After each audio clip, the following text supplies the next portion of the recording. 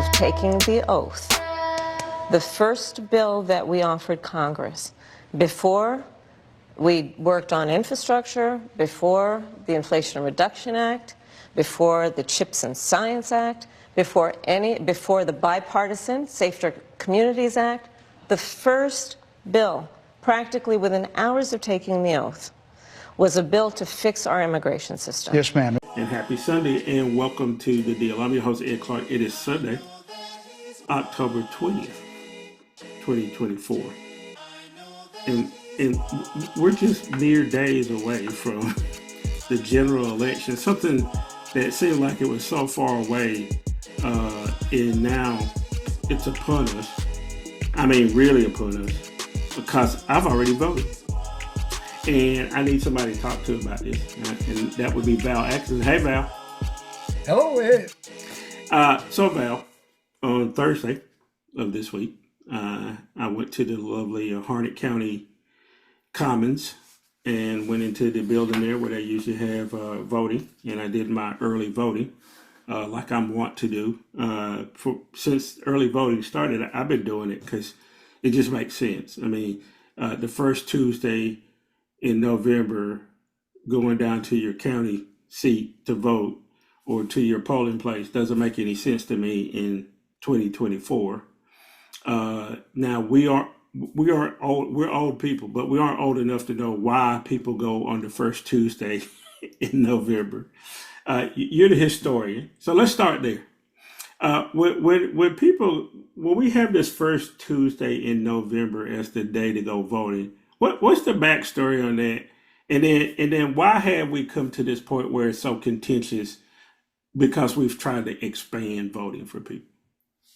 Well, it all started with the farmers, Ed.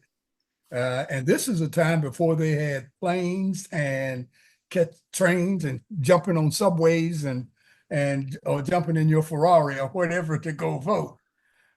People had to get horse and buggy, and people had crops to get in. And they wanted to make sure that, this is harvest time, the month of November. Make sure they had time and stuff. So they said November. And just as a point of clarity here, people were talking about the first Tuesday in November.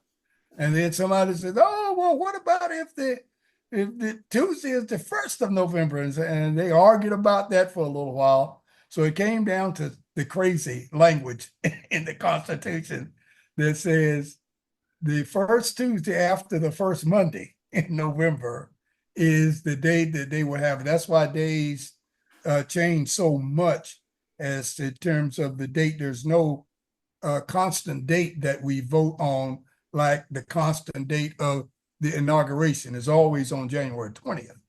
There's no constant date for voting, but it's the first Tuesday after the first Monday. But just as, let me digress just a little bit, it's not as crazy as when the Electoral College votes. The Electoral College votes on the Wednesday, the first Wednesday after the second Tuesday in December. So there you go. It all makes sense to me.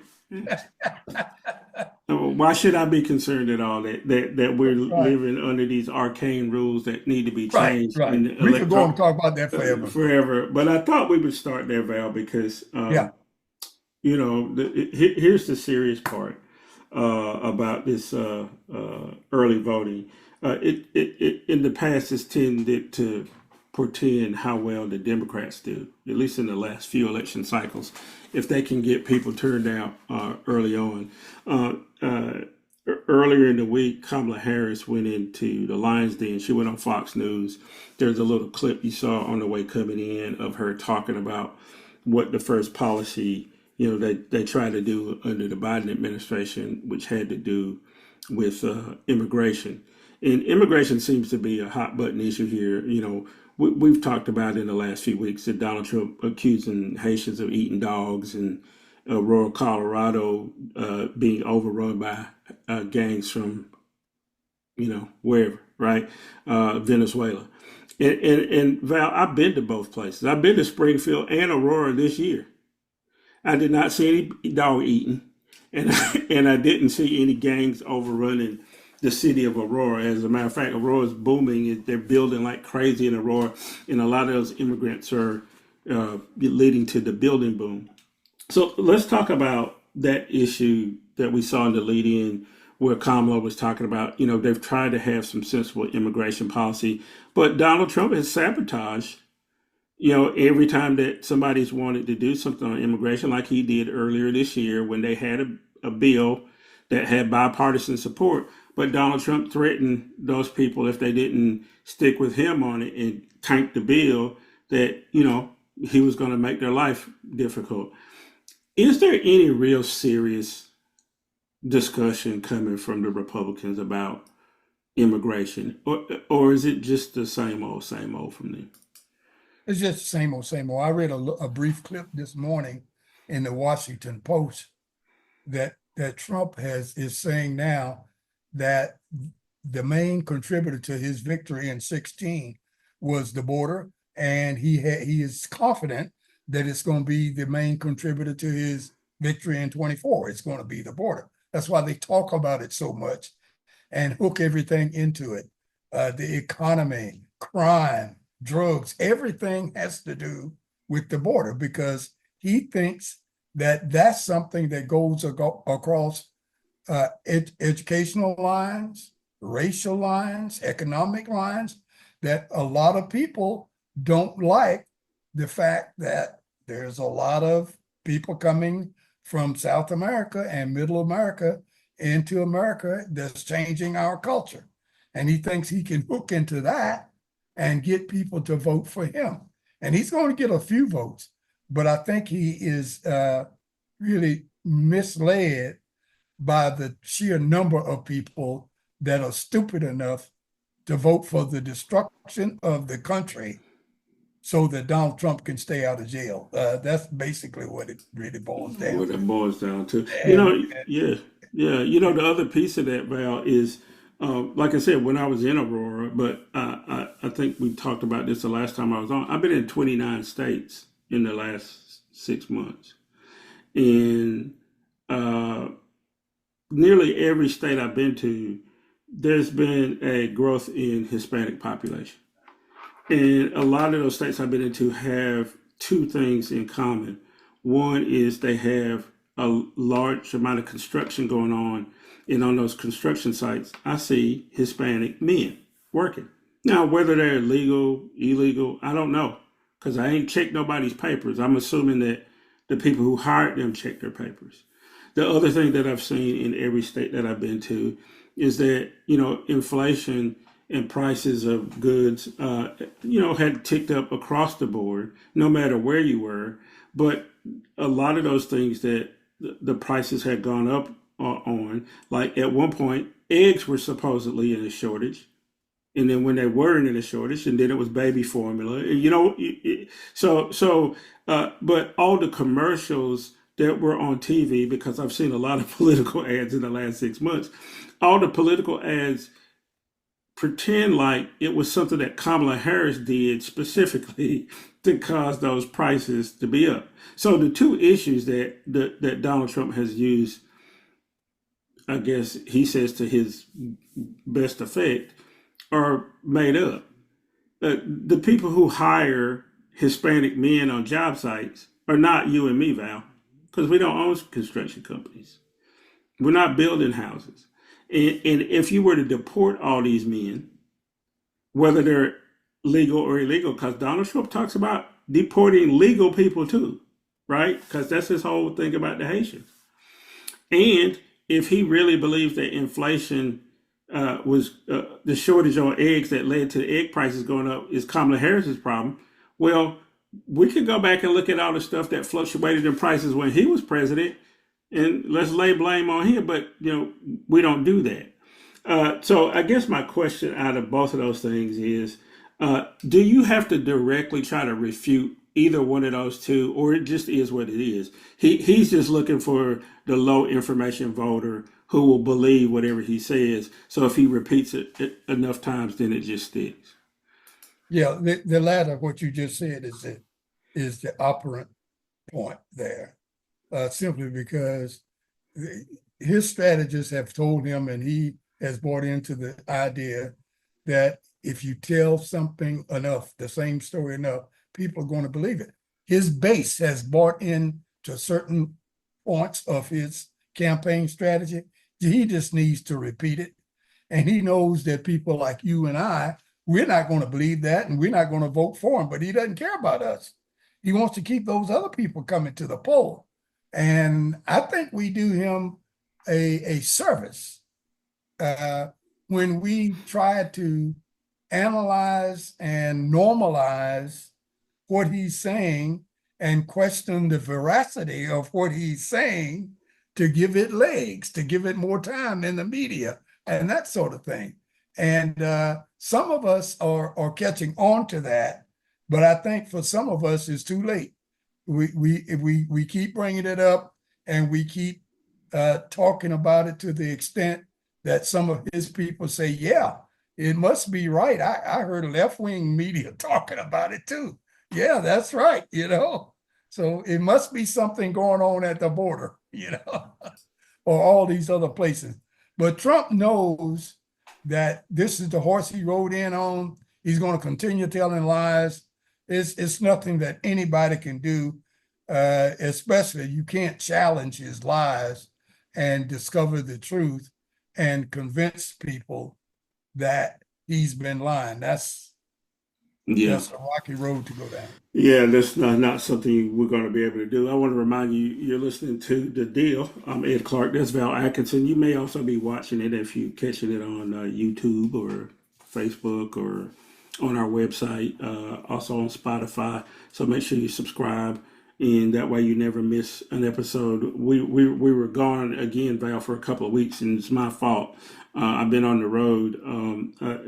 Like I said, I've been in 29 states in the last 6 months, which is no small feat, but it is also very taxing, but it also is very interesting how certain things carry over no matter where you are. And one of the things that's been carrying over, Val, is this whole notion that somehow black men are against Kamala Harris. I want to go ahead and get this out of the way.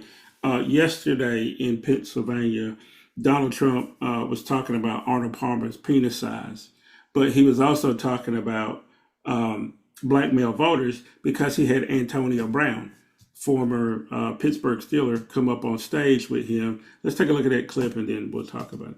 Pittsburgh, what it do, baby? I got one of my friends out here, Le'Veon Bell. Make some noise for Le'Veon Bell. I got Mike Wallace came today. He's over there as well. I want to say, first and foremost, thanks for having me here today. It's amazing to be back in Pittsburgh. It's an honor to be here with the best fans in the world. Make some noise for the Steelers fans. But before I get too deep in my speech, I want to say, I know the media is going to call me crazy, me and Trump crazy for having me speaking here. But I want to make this clear. We are not. They are.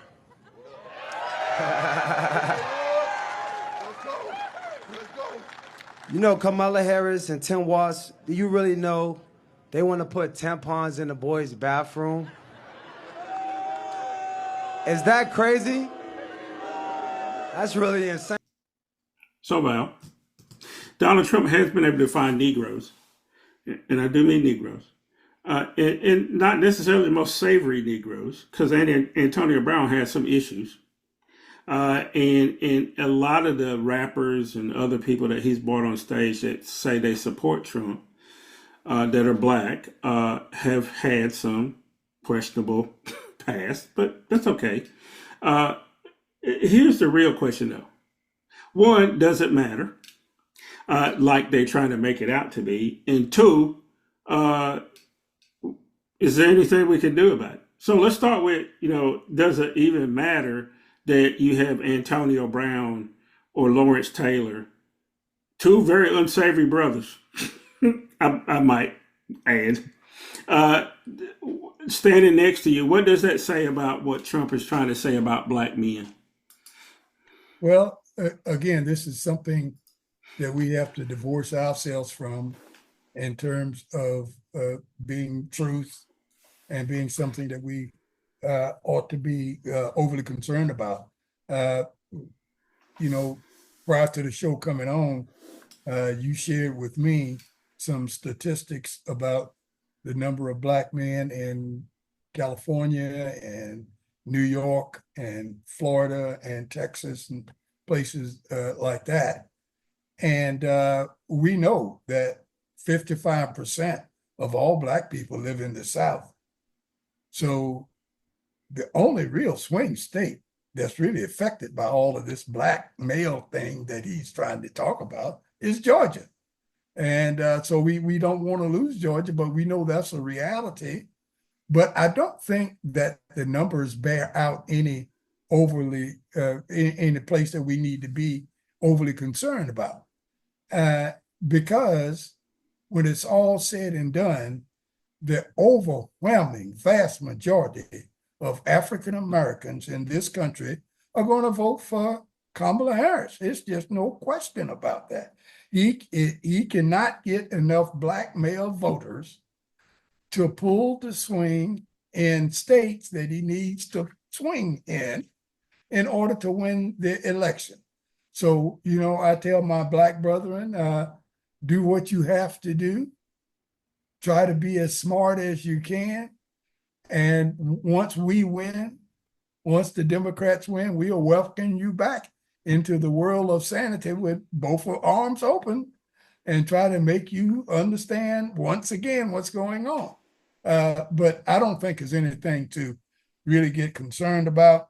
I think the biggest thing that Kamala Harris and her party needs to be concerned about right now is voter turnout. If you get distracted and start thinking about something else, you could lose it. Particularly, you shouldn't be spending not one dime nor 1 minute of your time trying to persuade anybody at this point. It ain't about persuasion anymore. You mentioned at the first part of the show. Hell, you've already voted. How can I persuade you? You can't vote in a presidential election for another 4 years. So why am I trying to persuade you? So what Democrats need to do is talk about those who haven't gone out and they are not on the fence, folks. I don't care what the polls tell you. They're not on the fence. They already know, but get them to the poll, especially to those people who have a propensity to vote for the ideals and the principles that you are espousing. Get those people to the poll. Exactly, precisely, Val. Like I said, I vote in Harnett County, North Carolina, in the lovely town of Lillington, a little town on the Cape Fear River there. And I don't think I've ever seen that many people, especially not, I normally vote on the first day of early voting for whatever, primary, whatever, blah, blah, blah, it doesn't matter. As soon as early voting happens, I'm usually there. I've never seen that many people there. The other thing that I heard accents from different places, Val, because a lot of people retire to the area more and more, retire from the area when Fort Liberty is literally, the main gate at Fort Liberty is maybe 10, 11 miles from Lillington. So you have a lot of ex-military there, which may influence the election. The other thing that struck me, Val, was that there weren't a lot of Democrats running for seats on like county commissions and judgeships and stuff in that district because the Republicans have pretty much sewn that up and Democrats don't even tend to run anymore, which is a little bit problematic. There's one other race, though, in North Carolina that's a specific race to North Carolina that I want to talk about because I know you had some thoughts on it. We talked about the governor's race a lot because of Mark Robinson. And I think his black Nazi comments and being on Nude Africa and his porn addiction may have spelled doom for him. I don't think he had much of a chance anyway. But the person who he's running against is Josh Stein, who used to be the Attorney General. Now the person running for Attorney General for the Democrats is Jeff Jackson, and he's running against a guy named Dan Bishop. Dan Bishop he's a serial runner of offices. And he managed to get him a seat in the House. and for some reason he decides he wants to be an attorney general, and he's never tried a case. He's a lawyer, but he's always worked on commercial stuff. He's never been in a courtroom, but now he wants to be the attorney general against Jeff Jackson, somebody who's has tried cases and so on and so forth, and was a JAG and all that kind of stuff. He's crazier than Mark Robinson, Val, if that's possible. Talk to me real quick about this Bishop guy in how problematic he is in the state of North Carolina. Well, Bishop is the prototypical candidate on the Republican side that tries to win races by showing how conservative he is, not by showing how qualified he is or how much he knows about the job or what he plans to do once he gets in the job, just how conservative he is. That day's gone. It's been gone a long time ago. Democrats need to also pay a lot of attention to this particular race, because if you take a look at it, if Josh Stein wins this race, he will be the third consecutive Democrat to hold the office of governor that came directly from the Attorney General's office. Mike Easley, followed by Roy Cooper, and then now Josh Stein. All were attorneys general prior to taking over the office of governor. So it's a stepping stone. We need to be careful about who we elect to that position, not just withstanding what his current duties are to enforce the laws of the state and the nation, but also what comes next after that. I think that Jackson is eminently more qualified to be an attorney general than Mr. Bishop is. It's not even close. The only reason most people are even considering voting for Bishop is because of his party affiliation and the assumption, because he's a Republican, that he's conservative and that anybody who's conservative is all right with them. That's how they've been winning without qualifications. That's how your good friend Mark Robinson was going to win had he not made those stupid mistakes of telling people how ignorant and foolish he really is. But that's how they've been doing things all along. And I'm saying this race for Attorney General is so important to the state of North Carolina. Let's don't sleep on it. Let's make sure we don't let a guy like Bishop get in there and taint things up for all of us for 4 years. Yeah, I have a lot of worries about how people are going to vote, but I think it's going to be close across the board, but except for maybe, I think Mark Robinson may be the only Republican that just gets completely trapped. Anyway, I hear some music in my ear. Let's take a break. When we come back, we're going to wrap up this talk about some of this national politics, and then we need to talk about hurricane recovery. We need to talk about what's happening in Gaza. We need to talk about what's happening with Diddy, and there's a reason why it's not just entertainment news. So stay right there. We'll be right back after this message.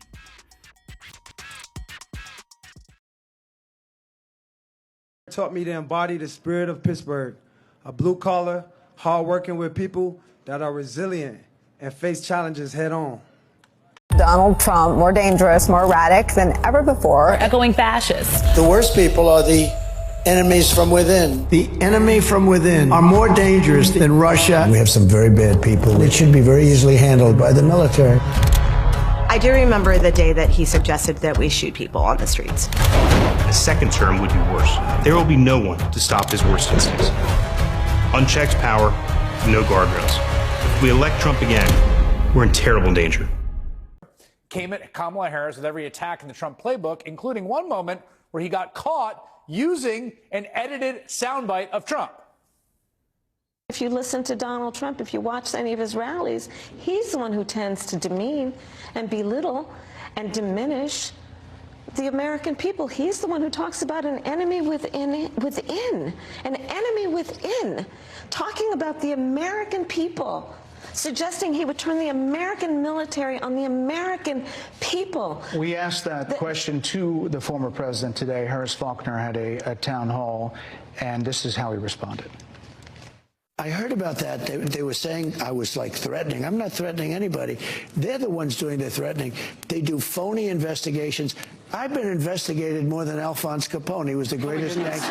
No, it's true. No, but think of it. It's called weaponization of government. It's a terrible thing.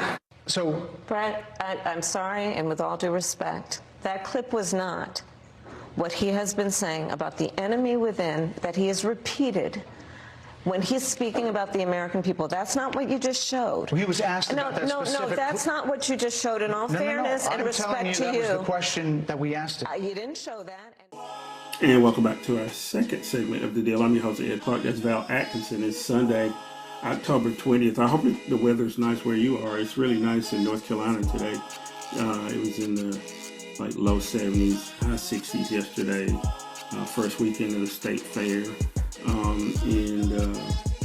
Just a nice time to be out. A little briskness in the air. Fall. When we left, we were wrapping up talking about some election stuff, and we talked about how important the Attorney General's race is in North Carolina for a lot of reasons. North Carolina, I think, and Pennsylvania are the two key states that I think is going to be on everybody's mind. Obviously, Georgia can play a role, and Val, you were right in your assessment. Georgia, of those top 5 states where black voters are, that are outside of Mississippi, Alabama, and South Carolina, those kind of places. Georgia is really the one that, you have some concerns about. North Carolina is a kind of swingy state because of what you talked about before.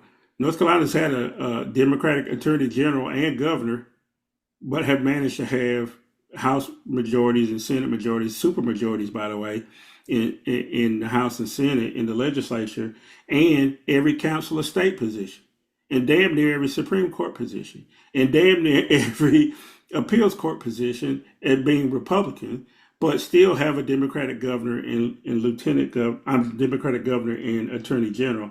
That's going to be interesting to see what plays out. On the way back in, Val, I played one more clip from Kamala Harris in Bret Baier's interview on Fox News, and it was the one where Kamala had to come back on Bret Baier and say, hey, wait a minute, that's not the right clip. And it was about whether or not Donald Trump said that there were enemies within and people needed to be rounded up, and he was going to use the military to take care of people.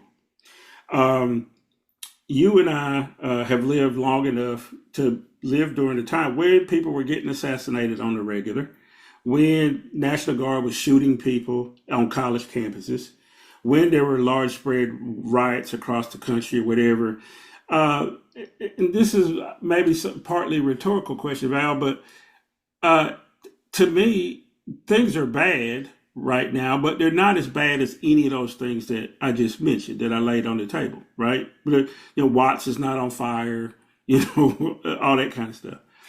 Why is there this persistence among particularly white people on the right and white evangelicals? Why is there this persistence in believing that there's these enemies within, that there are these people that are trying to take over, that there are these people that are ruining the country? Where does that come from? Because it's deep down inside these people, right? They're living the best life they ever led. They're going on vacations. They're building houses. The economy is good. The stock market is breaking records. But they still say stuff like, there's enemies within and we got to purge these people. Where does that come from with white voters? It comes from what I call the aftermath of the end of Reconstruction. That's going way back. But Jim Crow replaced Reconstruction. And what it did, along with the black codes, it allowed white Southerners to behave in such a way that was common to their behavior during slavery time. That's what they really wanted. Slavery was not just an economic piece, it was a social construct as well. And whites really wanted that. They longed for that, to get back to that social construct where black folks knew their place and they stayed in it. White folks knew their place and they practiced it. And it was a thing that you taught your kids, white parents taught their kids what to expect when they interacted with black kids. Black parents taught their black kids how to interact when they had contact with white people. They wanted to get to them. That was the natural order of things. That's the way things happen. Now, moving forward, you start things like Brown v. Board in 54, the Civil Rights Act in 64, the Voting Rights Act in 65, and on and on and on. The civil rights movement itself. That started destroying all of these things that they had built up to replace slavery during the Jim Crow era. And they longed to get back to that. They longed so hard that they started electing people that would hint in dog whistles that I'll get you back there. Now here comes a guy that ain't just talking dog whistles. He's talking Hitler stuff. He's laying it right out there in the living room so everybody can see it. And they flock to that. They flock to that. The Democrats even helped them out, Ed, by thinking it's a matter of logic and fact. And they approach this thing by trying to tell these white folks who are trying to get back to a Jim Crow era that the guy is lying to you. These aren't the facts. Let me show you the facts. And what they're saying is, I don't give a shit about the facts. You know, I want my white supremacy. I want things the way they used to be. And we're still talking about whether a guy said it is when the correct verb was, which changes everything, or whether or not it was on Tuesday instead of Friday. We're talking facts. And they're saying, I don't care about that. So that's a long way around the barn to say that that's kind of where we are and how we got to be where we are. Yeah, but you know, Val, it has a detrimental impact on those white people who live in Western North Carolina, in Tennessee, and Georgia, and Florida, who were impacted by the hurricane. Let's switch gears. I'm going to play a clip. This is a guy talking about hurricane recovery in Western North Carolina. We would like to early vote if we can get in. If we can't get in, we will get in eventually. Right. And people will bring us in. If we don't have the vehicles, we might need an all-terrain vehicle, but we will get in to vote. So regardless of how bad the conditions are, you will vote. Nothing's going to keep you from voting. No, we're going to vote. So, Val, I looked at the numbers. In Western North Carolina, it's overwhelmingly Republican. 60 some odd % of people are registered Republicans, but another almost 24% are registered as unaffiliated. So that leaves Democrats only being about 20% of the folks in Western North Carolina. And most of those people are concentrated in Asheville, in Buncombe County. But if you go to Rutherford County and Surrey County and all those other places, for people who know about North Carolina, Henderson County, it's really red. And one of the things that happened after the hurricane, and is indicative in that clip, Val, is that Donald Trump and a number of other people tried to say that the federal government wasn't doing anything for the people out there, right? So the first thing they said is, you're only getting $750 because they were giving money to immigrants. Back to the issue we began the whole show on, right? Is whether or not there's some plan to let immigrants vote when they can't anyway. But that's a whole other thing. But what it led to, Val, is situations where people refused support. And like the gentleman we saw in the clip, he started threatening FEMA people with a gun, and they had to shut down the operations last week for a while because they had to make sure everybody was protected, and they also had to arrest this guy, this fool that was out there. Now, this is full transparency. I used to be a spokesperson for FEMA for a decade, and I have had a gun pulled on me by a white person in Mississippi who said, "Nigga, get out of my yard." And of course, I was just there to help him. Now, clearly, he needed help. His house had been flooded or whatever, blah, blah, blah. But so I say that to say that this isn't new, because that happened about 12 years ago, 12, 13 years ago. That there's this persistent notion that the federal government is somehow this deep state that's after you, even though you don't have shit. And I mean it in the nicest way. I've been in Mississippi. I've been in Alabama, Val. I've been in Western North Carolina. I've been in Idaho. I've been in North Carolina. You name the places where it's nothing but white people who live in abject poverty. And they think that somehow the government is out to get them. And in this case with FEMA, is they're not trying to help them.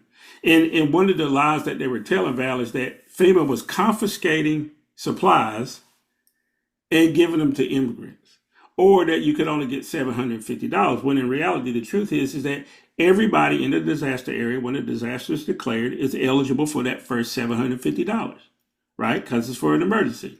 Then you have to apply for aid if you want it.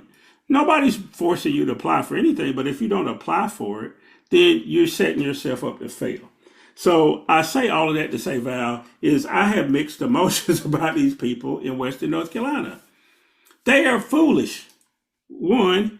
And then, so how do you help people who are foolish to recover from utter devastation when there's a program right there that could help them and they're pushing back against it? Do you just walk away and say, hey, I'm not going to, you're standing in line at Harris Teeter, Val. I know you've seen it. It says, do you want to give your dollar to the American Red Cross to help Hurricane Helene recovery in North Carolina? Or at the Walgreens. You've seen it. It's right there. It comes right up on the screen. And then you think, well, if I do this, will they appreciate anybody even trying to help them? And again, a lot of this is rhetorical, but I mean, have you thought about how they've reacted when people have tried to help them and then they push back against it? No, I don't, because I don't. That's not one of the things that I think is possible. I've marked it off, Ed. I really have.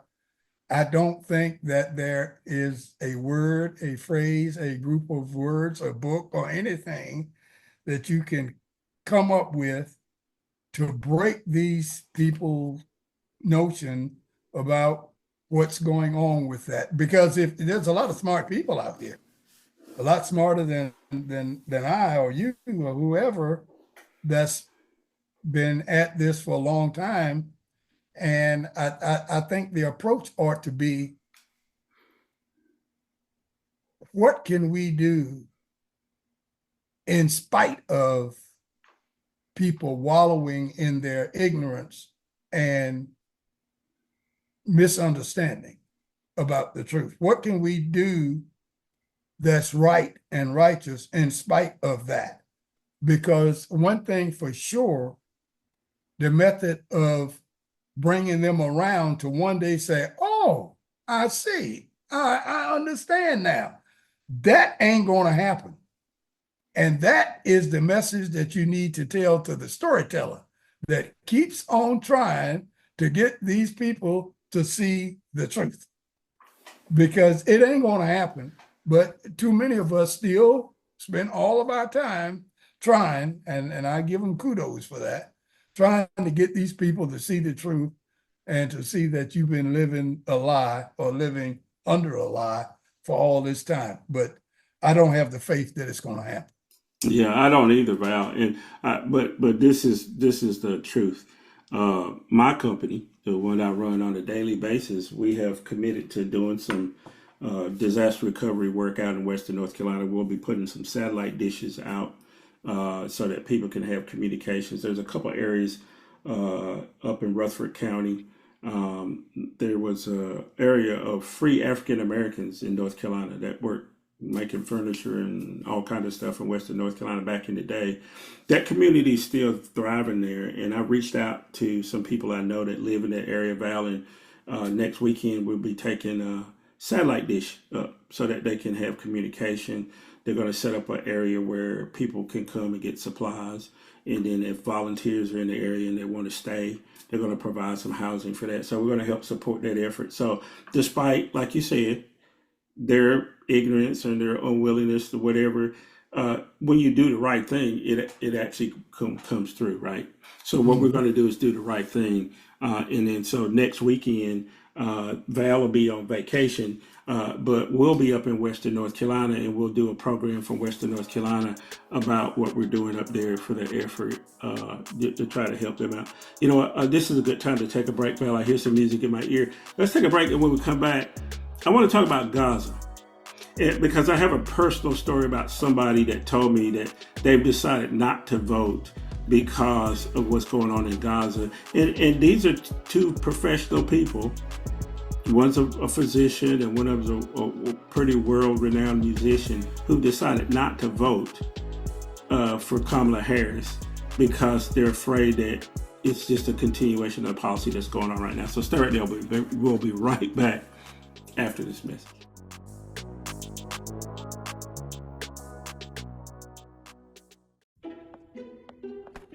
One scorching heat wave will leave me powerless to cool my insulin. When the storm rolls in, my time to find a pet-friendly evacuation center will have run out. I'm relying on luck, but who knows if it'll be on my side. When it comes to disasters and emergencies, it's not a matter of if, but when. Take control. 1. Assess your needs. 2. Make a plan. 3. Engage your support network. Let's prepare so we all have a better story to tell. And welcome back to our third and final segment of The Deal. I'm your host, Ed Clark. It's Sunday, October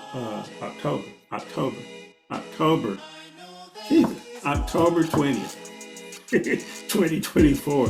So that means November is right around the corner, which means the election is actually here already. I've already voted. Val's going to vote this week. I've talked to a number of people that have already voted. I will encourage you to vote early, not often, but early. You don't ever need to vote one time, and do that. But Val, this last piece on voting, I talked to a really good friend, and they were like, "Listen, we have some connections to Palestine. We've chosen not to vote in our household for Kamala Harris. They may eventually decide to vote on some of these other races, but they're definitely not going to vote in the presidential election. And because they say that America's policy has led to the death of 40,000 Gazans, Palestinians, and these folks aren't even Muslim.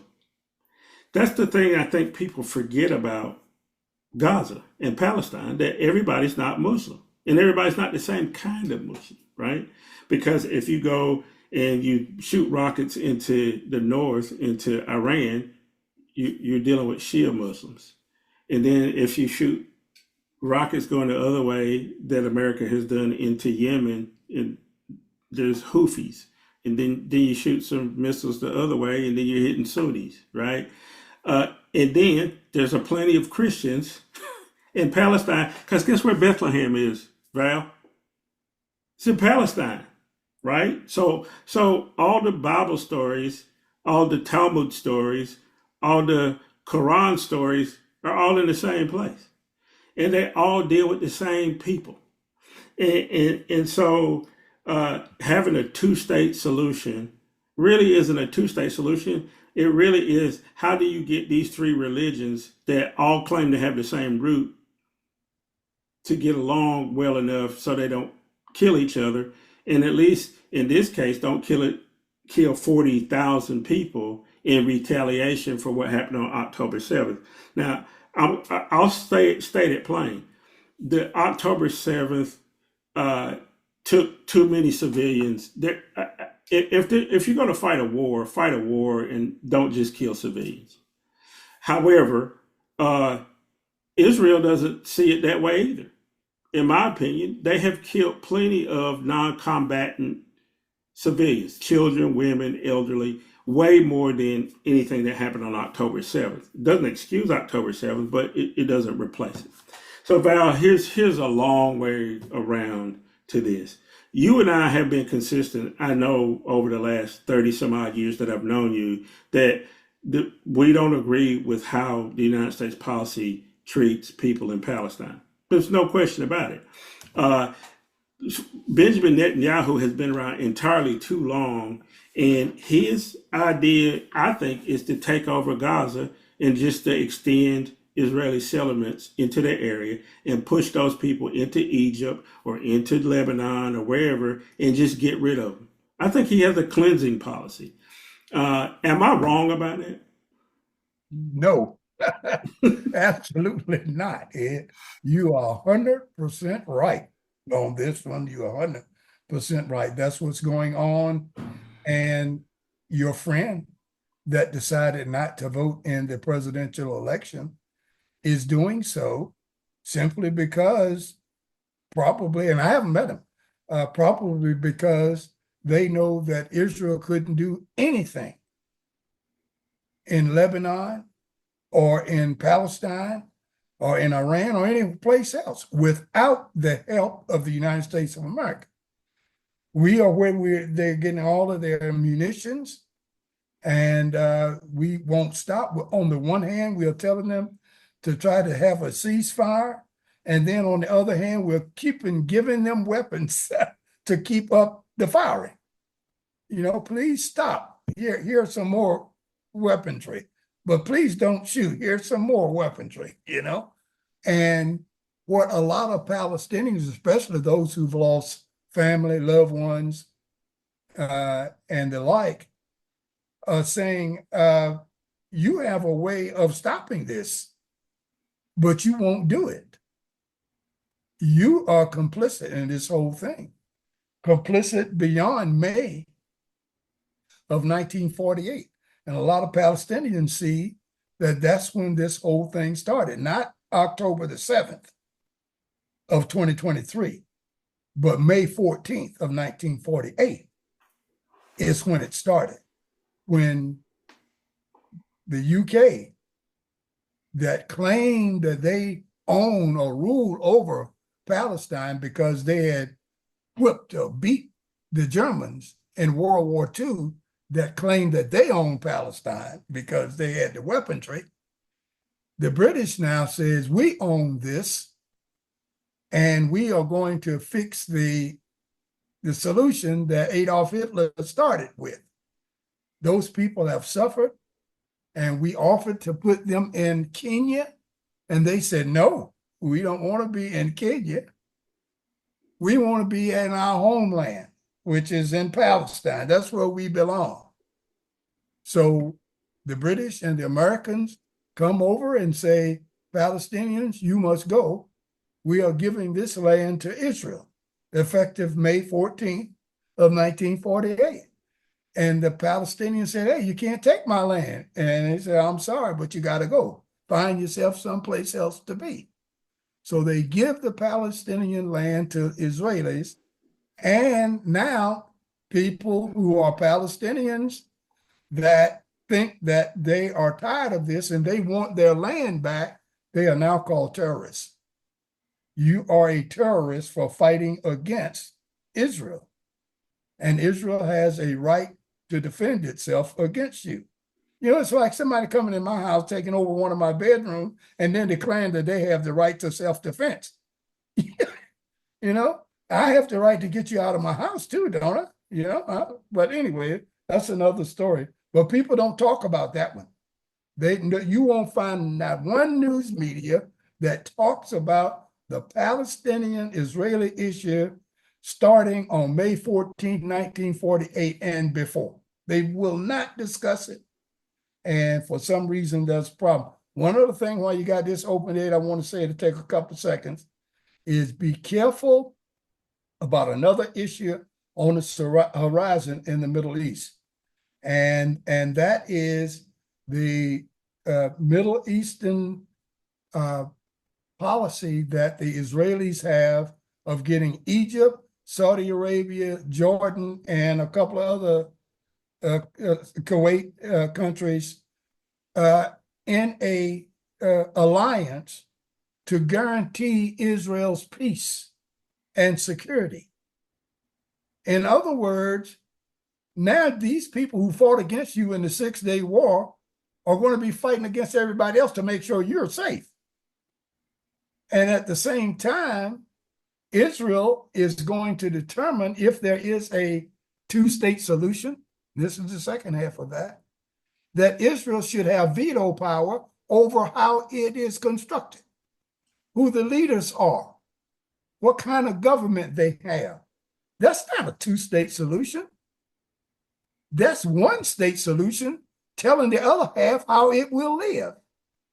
Because Israel will not agree to anything unless they agree to what type of country can be next to them.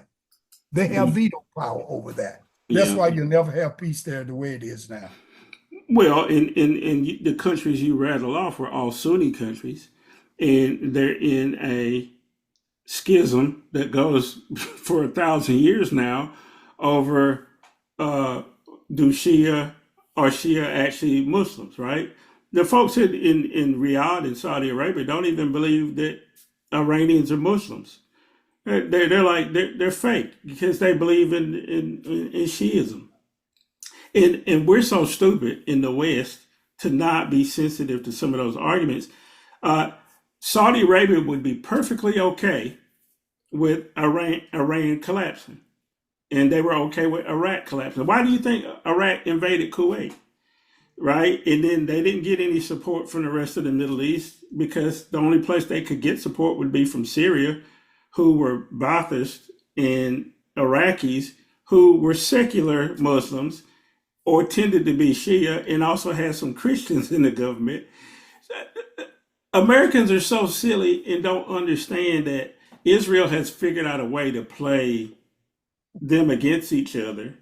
And then I would say that Saudi Arabia would be okay if Palestine went away, just as much as the Israelis would, because they don't have any love for those folks, particularly because they're Christian and they're Shia. So there you go. I said it. So if you want to fact check me on it, folks, go by all means do so. But I'm telling you that you're being used and duped into believing this, and it may have a minimal impact on this election because, again, I know some people personally who've made a decision because they said they just can't, do it. But in the long run, it's affected us for the longest time in terms of where our soldiers go to die. It's affected us in how much we pay for fuel. It's affected, a lot of things, and I wish people would pay more attention to these things, Val, but we'll see. Before we run out of time, I said I wanted to talk about Diddy. Now, this is a big departure from talking about the election and the hurricane and Gaza. And now we're talking about Diddy. Now, the reason I wanted to talk about Diddy may or may not be the same reason you want to, but I think it's indicative of, and then also I'll throw in Mayor Eric Adams in New York. It's indicative of how Black celebrity, when it comes to these kind of things, how that gets reported and how they're viewed in terms of, how wicked they are or whatever. If I have to hear the word freak off again one more time, Val, it is so crazy when I hear this straight-laced reporter say freak off when talking about Diddy. It's really strange. But one of the things that I do know is that entertainment industry has always been fraught, right? There's always been a casting couch. There's always been people who had money and moguls who could get people to do damn near anything to be famous. And in this case, it just happens to be a colored person who had connections with Clive Davis, who is not colored.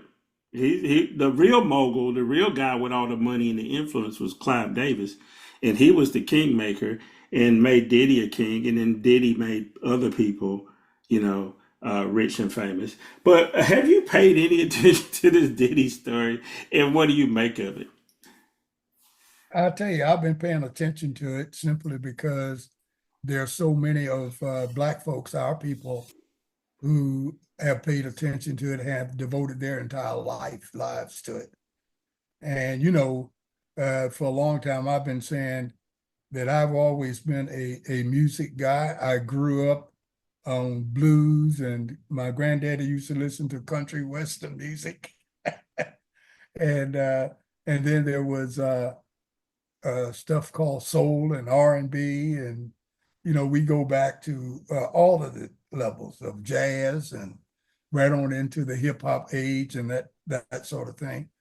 But as far as Black folks taking on a new genre of music, we've always done that as the new genre appears. Especially, we've taken pride in a new genre that was totally ours, like jazz. We loved it when the French invited us over and lauded over our prowess and all of these things. Just loved to play jazz and that sort of thing because it was our music. It was nobody else helped us invent it, And the same thing with hip hop.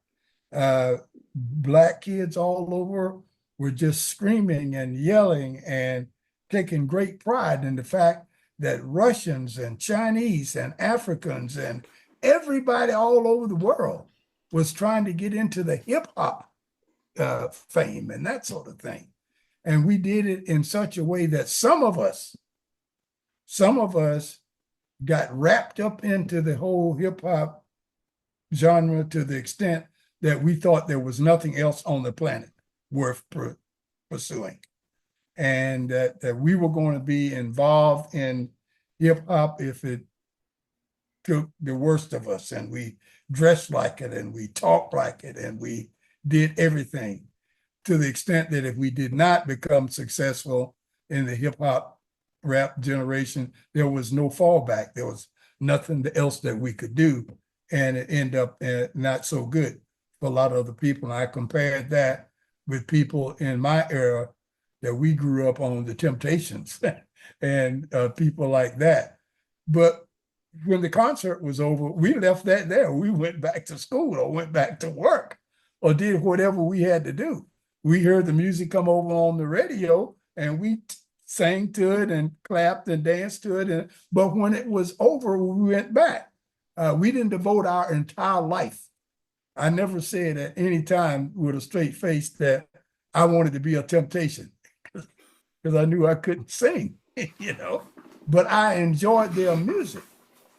I love their melodic quest of putting rhyme and rhythm together and that sort of thing. But I never wanted to drop out of school. I never wanted to have a mouthful of gold, or never wanted to do dope or dress like the Temptations just because I love that group. And a whole bunch of the Temptations, they did dope, and they had a whole lot of bad habits, but that ain't something I wanted to do. I just like their music, and that was it. And I get concerned when I see some of our younger folks get so enamored and wrapped up into hip hop that's all that matters. It's a wonderful genre. It's made a lot of Black folks rich and famous, and that's what it takes, and that's good. I think we should applaud that, but put it in its proper place. That's not all we are. Mm-hmm. If somebody came from another planet, I don't want anybody saying, well, these people that's got the darker hue, they are hip hoppers. That's all they do. That's all they know about. That's all they care about. But when it comes to math and science and engineering and that kind of thing, we got to go get somebody else. Let's leave them to the hip hop and the music. Okay. I don't want that. Yeah. I don't want the space aliens to be confused when they get here to take over the world. Right. We got a minute or so left, Val. One of the other, and I think that's a good place to end that. I don't know if people still watch baseball, because I do. And there's an interesting thing in baseball. There could be a Mets-Yankees World Series, or there could be a Yankee-Dodger World Series. The Yankees are already in. The Dodgers could be in, and they perhaps have one of the best baseball players ever, Ohtani, on their team. and the Yankees have managed. You know, they're in a big market, and they go through these cycles where they're bad for a little while, but they got Judge on their team, who's a really heavy hitter. Are you following baseball anymore? Do you still? Absolutely. Absolutely. I'm following to the extent that back in the 50s, when Jackie Robinson was just a 3-year wonder with the Brooklyn Dodgers, I, like every other black person on the planet, was a Brooklyn Dodger fan. And I was a Brooklyn Dodger fan all the way up until I became a Milwaukee Braves fan at one point when I started following Hank Aaron. And I stayed with Milwaukee for a long time. And then I was with Atlanta. And finally, and I know this is going to sound sacrilegious, I became a New York Yankees fan. I am a Yankees fan right now. So I've gone from the Dodgers to the Yankees, but I would love to see that old Dodgers Yankees type of contest this year in the World Series. West Coast, East Coast, Dodgers versus Yankees. It wouldn't get any better than that. Or as you said, if it's the Mets, we're talking about a Subway Series. Right. They always talk, you're talking about two teams in the same city. That doesn't happen a lot. As a matter of fact, I don't know if it's ever happened before. Yeah. But either way, it's going to be an interesting World Series this year. So people who have a little interest in baseball or a lot, please, you ought to tune in. This is going to be one that people are going to be talking about for a long time. Yeah, there have been a lot of exciting games. You know, Val, in the coming weeks, I do want to talk some sports. I want to talk about this NIL thing in college sports. Basketball is getting ready to start up, and the coach of Virginia abruptly retired. A really good coach, a coach that has a national championship under his belt. And he said he just can't put up with all the kids switching back and forth and talking back and acting like they run the place. So in the coming weeks, I do want to talk about that. Anyway, I hear some music in my ear. That means we got to go. But what I do want to say is, if you haven't voted, go vote. It's so easy to do early voting.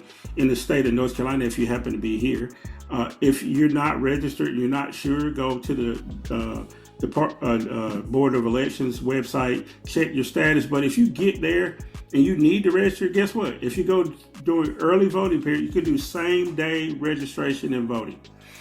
North Carolina is one of the few states where you can still do that. So there's no excuse, but throughout the country, there are rules like that can help you to vote, despite all the things that they've tried to do as roadblocks.